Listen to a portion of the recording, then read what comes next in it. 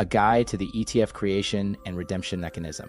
The creation and redemption process is a unique feature of ETFs that helps keep the market price of an ETF close to its net asset value. This process involves authorized participants, typically large institutional investors or market makers that facilitate the buying and selling of ETF shares on the secondary market, playing a crucial role in maintaining the efficiency and liquidity of ETFs. ETF creation process. Step 1. Authorized participant determination. Authorized participants are institutional investors or market makers that are approved by the ETF issuer to create and redeem ETF shares. Step 2. Creation basket.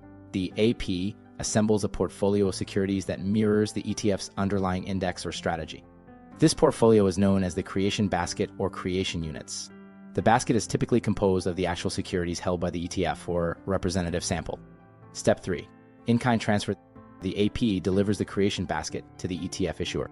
This transfer is typically done in kind, meaning the AP exchanges the actual securities for newly created ETF shares rather than providing cash. Step 4. Creation of ETF shares.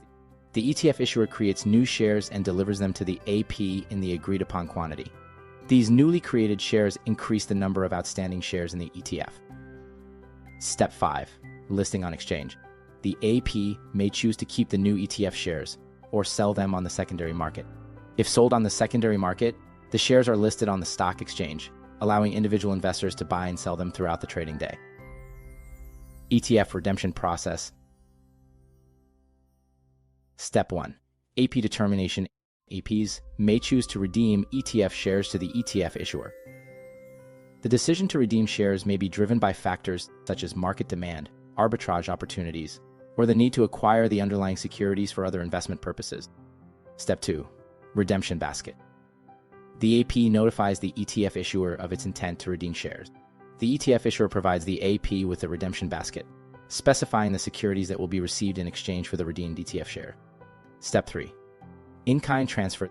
The AP delivers the ETF shares to the ETF issuer, and in return, the AP receives the specified securities in the redemption basket. This process is conducted in kind to maintain the tax efficiency of the ETF. Step 4. Cancellation of ETF shares.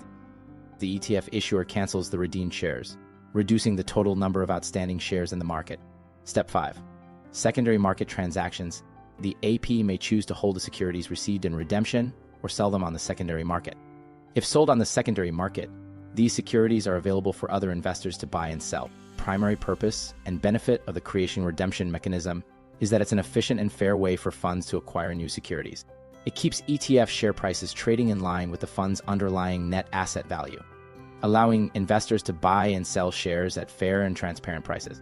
The process serves as a fundamental mechanism underpinning the efficiency and liquidity of ETFs, contributing to the appeal of ETFs, providing cost-efficient, tax-effective, and liquid investment vehicles for a wide range of market participants. Thanks for watching, and for more content like this, visit ETF.com.